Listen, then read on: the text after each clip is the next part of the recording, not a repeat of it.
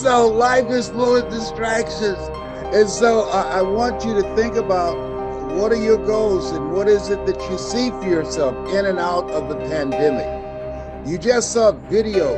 Here I am, 77, just a few months ago, about 3 months ago, I connected with my birth family and to see a picture for the first time of my birth mother and father. This thing called life, it's just so unpredictable. And so that in the middle of all the stuff that we have to do and the things that you have to do in terms of your personal stuff, in terms of your business and the people that's a part of your team, and all of the unexpected distractions that we just don't see coming. This is a very challenging time. And what we have to do and know is, first of all, we have to have a program for ourselves to handle what's going on. And I want you to write this down. When things go wrong, don't go with them, because they're going to go wrong. That's going to happen. And so having a strategy, a game plan, a ritual to train your mind to observe things and not buy into the things that you see, that's major now more than ever. This is no time to lose it. And so when we look at all the conflict and all the things, the confusions and the violence and the spike in suicide and politicians lying out of their necks every day and say, don't believe your lying eyes. You say, come on. This is a different kind of place. And so this is a time that you have to begin to focus on you. This lady, she was working in hospice and she was interviewing patients who just had a few weeks to live, about 2 months to 3 months, and she asked them, what do you regret about your life? And the majority of them said that I wasn't true to myself, that I wish that I had done the things that had been true to me. It's been said that most people die unlived lives. They die a life that's not them. And so I started examining, where am I now and what am I to do with what I'm going through, just with one of my children who is bipolar schizophrenic. How do I handle that? I call Fab and say, hey, I need some help. Do you know anybody that can help me? Because here I am, can motivate people around the world, and my son, look like I'm made him by myself, can't hear my voice. So that's very challenging, and it's very humbling. So part of what I want to share with you, develop a ritual for you. I'm the fix-it person, but I had to begin to anchor myself in the words, Lord, grant me the serenity to accept the things that I can't change, the courage to change the things that I can, and the wisdom to know the difference. And if that wasn't enough, I'm at Cancer Centers of America last week, and they said, Mr. Brown, we know we gave you the Perseverance Award for 29-year prostate cancer conqueror. But we see something here, because I just said, let me just check myself out and see how things are going. And they said, your white blood cells are low. We've not seen this. And I remember reading a book called Who's the Matter with Me? And what I realized, that the shift that has taken place in my health that I'm now proactively dealing with, it is a result of stress. That I was allowing the stress, dealing with my son, dealing with the business and all my children, and all of the things that I just have to deal with, no, excuse me, not have to deal with, that I get to deal with. I want you to write this down. Operation Clean Slate. Come on, somebody. Well, I'm coming for you right now. I started saying, wait a minute. A lot of stuff that I had on my plate It wasn't my stuff. And so I decided Operation Clean Slate. I started getting stuff off my plate, my children, my brothers and my sisters and friends. My mother had a sign, my adopted mother had a sign on her mirror, and it read, "Oh Lord, help me keep my nose out of other people's business." Now I understand. I want you to write this down. We live our lives forward, but we understand it looking backwards. Now I understand what Mama meant, because I was putting my nose in a lot of business that was not my business. Operation Clean Slate. So you have to sometimes stop, look, and make an assessment and ask the question, what am I to do with this? Where am I going? What's going on with me? Who am I really? Who have I been being? And I have been being Superman or Mighty Mouse. Here I come to save the day. It's Mighty Mouse. He's on his way. I said, no, I resign. I can't even call Superman to help me out. You know why? Because they eliminated the telephone booths. He can't even change clothes. I told him not to remove those telephone booths. He's not gonna risk being arrested for indecent exposure, taking off his clothes in a telephone booth. Now that's not an option. So, so here we are. And we have to deal with this stuff. And so number one, you gotta be true to yourself. You gotta have a ritual to take care of yourself. And you know this. And it's very important. And sometimes we need to be reminded of what we know. I'm getting still, and I'm reading the Bible, the Torah, the Kabbalah, the Holy Quran. I'm reading everything when they said, Mr. Brown, your PSA, which stands for Prostate Specific Antigen 2400. Wow. And I say, whoa. But guess what? I got it down. I got it down to below 0, then it went up to 4. And so I'm working on it again. But what I know is I'm minimizing the stress in my life that I brought into my life. I take responsibility for where I am and this situation. That's an opportunity to prove my discipline and my commitment of making choices that I would be here, and at 77, making the rest of my life the best of my life. And I know that many of you have decided in this mastermind, that's where you are. And because we can't do it by ourselves. And so building mental resolve. I get up early in the morning, listening to things to fortify me, to begin to strengthen myself mentally and emotionally and spiritually. Here's something else. As you begin to dig in and start thinking your life, rethinking it and looking at yourself. Why is that important? Because this is a new space that requires a new skill set. Einstein said, the thinking that has brought me this far has created some problems that this thinking can't solve. And so Les Brown had to say to himself, hey, look here. If you do the same thing that got you here, that won't serve you in this new space where we are. So self-awareness is very important. Am I being me? Am I being true to myself? Am I doing the things that I need to do to keep myself on the path, to do the things that as I go forward where I am an asset to my family and not a liability? Here's something else. Whatever your goal and dream is, I can share with you based upon my experience, it's possible and it's necessary. You got to decide, I'm going to do this, I'm going to make this happen.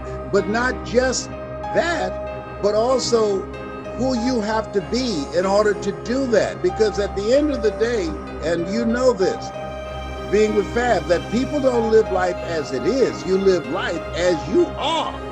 If you're not playing with a full deck, if you are not getting a full night's sleep, if you don't have the clarity of mind to make good decisions that will serve you and your team and your family, that's going to be challenging. You become a liability. As Jim Rohn said, is your life a warning or is it an example? A warning of not to do or an example of what to do? So taking care of yourself. And I want you to write this down. Live your life, and this is where I am. And I really want you to put this someplace that you can see it. Live your life the way that you want to lead your life. I was talking to a room of entrepreneurs, and I asked them, if you knew you had just a few weeks to live, what would you do differently? And I was surprised that the majority said, I would quit my business, and they start thinking about things that they were going to do. And here's what was fascinating. There's a young lady in there named Pauline Ahi. Pauline was born with no arms and no legs. And so as I was passing her table in this training I was doing, someone said, did you hear what Les said? Write down the things that you would do differently if you knew you just had a few weeks to live. She said, yes, I heard him. And what most of them did at the table, they talked about quitting their business and start traveling and just doing a variety of things. And what she said, I would continue to be me. And when they heard her say that, these people who had written out all the things that they had taken on and all the things that they said that they would step away from, they begin to rethink themselves. And I asked also the second follow-up question, what are the biggest challenges that you're facing right now? Pauline did not have one thing on her paper. No arms, no legs, married with children. And they asked, you gotta have some problem. You don't have no arms. You don't have no legs. That's gotta be very challenging. He said, I don't have no challenge. I find a way to live life on my terms. Whoa. That's major. She said, I've set my life up, my environment, the people in my life, the things that I'm doing. There's nothing that I'm doing that's outside of what I want to do. I'm doing the stuff that's me. I'm being true to me. That's some lesson in that. See, if I knew I had a few weeks to live, I'd do more Zooms and give more motivational speeches. I told my kids, if they tell you I'm dead, don't let them embalm me for 3 days. Sneak in there and put a microphone in my head and my hand in the morgue. And if I don't grab it and say, you gotta be hungry, you call your brothers and sisters and say, Dad, gone. Yeah, and if my casket give me a microphone and some Colonel Sanders chicken, I'll be fine. This thing called life. So just determining who are you now and who is it you need to be for this vision that you see of yourself, because life is very challenging. It's sometimes up, sometimes down. Sometimes things go well, and sometimes they don't go so well. It's a roller coaster. And so be true to you and decide the things that you envision for yourself, the reason that you're there, the goals that you've set, the relationships that you're building. Make sure that it represents who you are and the things that you envision. You got to have a mindset that I'm going to do this, just like we got started out. Some stuff happened. It's called life. Think it not strange that you'll face the fiery furnaces of this world. You will, not you might. You will have tribulations. Here's something else. Determine what is it that you really want. That's major. What do I really want?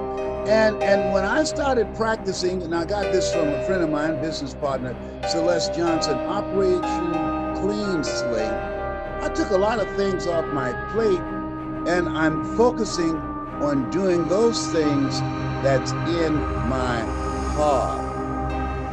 Where your heart is, there your treasure is also. Spending more time with my children and my grandchildren and my 4 great-grandsons.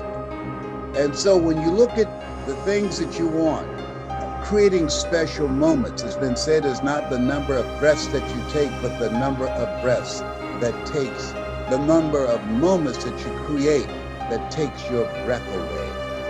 And that's what I'm looking at and focusing on.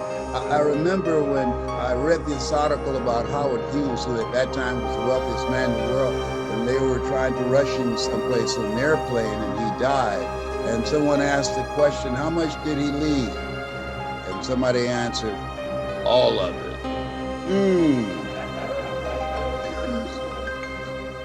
And so when we look at ourselves, we got to ask, what's really important?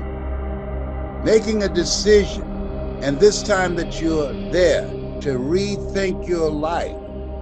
What's necessary for you that you want to do before you check out? I remember being at Caesar's Palace, and Frank Sinatra was at a table seated next to me, and at that time I was married to Gladys Knight. I was the conductor of the midnight train. Come on now.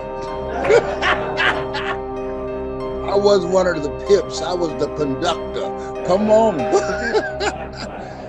And I heard him say to a young man, live each day as if it were your last, because one day it will be.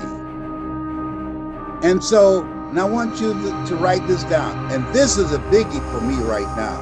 A friend of mine, Samantha, and I said, how you doing? And she sounded so bubbly and so happy. I say, what's going on with you? Why are you so bubbly and happy? And I haven't seen you in a minute. She said, well, the reason I am, and I'm like this every day. And I said, why? She said, this is a non-refundable day. Whoa. I don't have the time to be depressed and stressed out. It's non-refundable. I'm going to make the best of it. I hear you talking about making the rest of your life the best of your life. She said, that's real, because each moment, each day is non-refundable. I reminded myself that every hour, the time that I invest, conversations that I have. I won't take a phone call unless it's positive, unless it's purposeful, unless it's productive, unless it's going in the direction of where I'm going. I'm not just going to give my time away. I'm 77. No, homie ain't playing that. I'm going to leave my life the way I wanted to do something more meaningful and make a greater impact. I still have some more in me. Simba, you're more than that which you have become. I still believe, and I'm sure some of you believe, that you still have some more in you, that the best is yet to come. Here's something else. Your why. What has driven me and caused me to become the person that I am was I wanted to take care of my adopted mother. You know, my birth mother, she gave me life, but my adopted mother, she taught me how to live life. I feel like Abraham Lincoln said, all that I have and all that I ever hope to be, I owe to my mother. And Mama, she was always engaged in life. She was always looking for ways that she could do something differently. It was not unusual for us to come home and Mama, as small as our house was, that she had reconfigured the furniture in the house. And I remember one time coming home and there was a big window in the living room leaning up against the wall. And I said, Mama, why do you have this window here? Well, they tore this house down and you say you're gonna get me a home. Well, I got this window, so if you're gonna build me a home, I got a window that could fit. I said, no, man, I'm not gonna buy a home that don't have windows in every room. Come on. And she most certainly accelerated me to getting the home that I promised her that I would get for her. But she had the vision saying, I'm going to participate in this and what you're going to do. I'm going to do my part. And so what reason you're here, you've decided, hey, I got something else I want to do. You've got some bigger goals that you want to achieve. And write this down. Life begins at the end of your comfort zone. I got 3 brothers, 2 that I didn't know. And they look at me and say, whoa, how is it possible? You're just like our birth mother, and you didn't know her. And our grandmother, and you didn't know either one, didn't see them. How is it possible you're just like her? And the reason is, one, they didn't have any goals beyond their comfort zone, and still don't. And they're fine with that. And that's okay. And the other thing is that people say, well, it's in your genes. No. I remember spending a whole day with Maya Angelou, and Maya Angelou said, it aggravates me when people say I'm a natural communicator. She said, show me a natural heart surgeon. She said, no, I'm trained. And so if they put in the effort and the time like you're doing to get training and upgrade my knowledge, my relationships, expand my vision and dreams, I would be living just a non-consequential life. I don't want that. The reason you're there, that you want to make a greater impact with your business, with the people that you're working with, to bring out the best in them, but also be the model, not just the messenger, but the message that you want to bring out the best in yourself, to challenge yourself.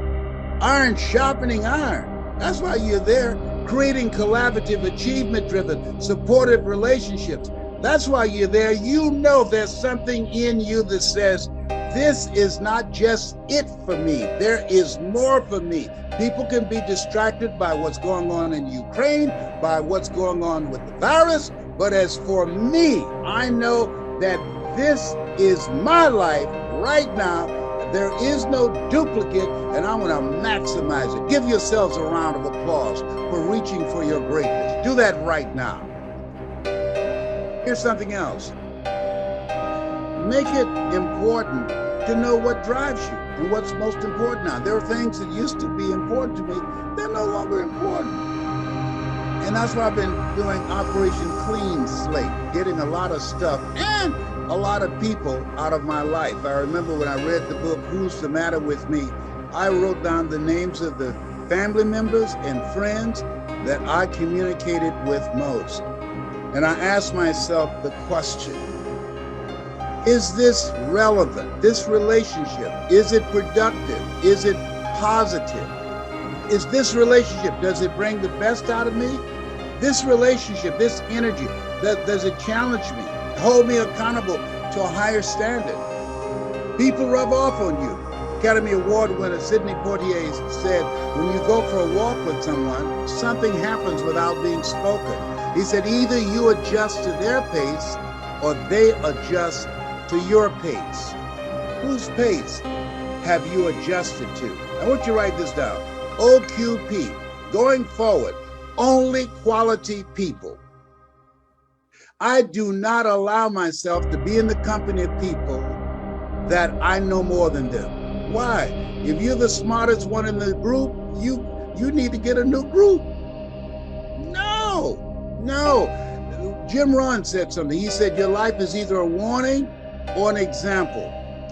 A warning of what not to do or an example of what to do. And part of what I'm saying to my children, hey, be careful about who you're around with. I remember Mama saying, Leslie, if you run around with 9 broke people, she said, I guarantee you become number 10. And so as you look at growing your practice, as you look at making a greater impact in your community, as you look at the things that you want to do and being involved in legacy building and making the rest of your life the best of your life, we have to constantly monitor and be mindful of who's around us and what relationships that we have. People say, it's not what you know, it's who you know. Not just that, it's who you know and what they know about you. Do you have the kind of reputation in the industry that people will see you as a go-to person? God said to Abraham, you know, I make your name great. Didn't say I make you a great man. I make your name great. The reason that when Fab calls me, he's a good man. He calls me, I don't call everybody back, but when he calls me, because of how I see him and because of my relationship with him, because of his vision, because of his integrity, because of the stand that he's taken with his life. People say, practice what you preach. No, preach what you practice. And what I know about him, I'm going to answer his call. I'm going to follow up. And that's the kind of relationships going forward in and out of the pandemic that we have to continue to look for and to develop. Some of the relationships that we need to spend less time with. There's some people, if we never saw them again, it would be too soon. Yes, what I read that you earn within $2,000 to $3,000 of your closest friends, I got all my broke friends out of my life. I used to be so broke, I walked past the bank and tripped the alarm. And so this is the time you have to look at who's around me, who's the matter with you. Here's something else. As you look at yourself, look at your goals, and look at the things that you want to do, put yourself out there. When I decided that I wanted to speak, I didn't want to just be a speaker. My goal was to be a dominant speaker in my niche. You've decided you want to be a category king or queen. You didn't just want to be one of the players, you wanted to be a player, the player. And that's why you're here. Iron sharpening iron. That's why you're here, learning some stuff that you don't know right now that will allow you to provide a quality of service for your customers and an experience so that when they leave there, they feel better about themselves. You're getting them in alignment with their vision of themselves and their body. They leave there feeling better about themselves, but talking about you because of the experience and because of the relationship. That's very important during this time in the distraction economy. What do you mean by we're so distracted? So much stuff's happening right now. In many situations, you can't even hear yourself think. And here's something else. And I'm going to I've got something I'm going to send you. This is very important. The master key, when I'm looking at my life and I'm asking myself, how did I get here? Look for ways in which you can upgrade your communication. Steve Jobs said, your ability to communicate, he said, the storyteller is the most powerful person in the world. I want you to send me I'm gonna give you something, get the free. It's called 7 Principles of Storytelling. And it's very important because you have to tell the story about your business. You have to tell the story about yourself and your ability to tell your story. It's today. In order in this noisy world where we are, you have to be good at telling the story about yourself and about your practice and being in alignment where people are and finding out how you can communicate with them in a way that they can hear you. One of the things about your industry and most industries that a lot of people don't know, it's an ongoing process of educating people with a story that creates the thirst. People say, you could take a horse to the water, but you can't make them drink. No, but if you know how to tell a good story, you can create a thirst where they want to drink. I remember when I ran for state representative and I had been fired from radio. And people who would ordinarily supported me when I was on the microphone, they said, Les, we love you, but man, you lost the microphone, editorializing about all these controversial things.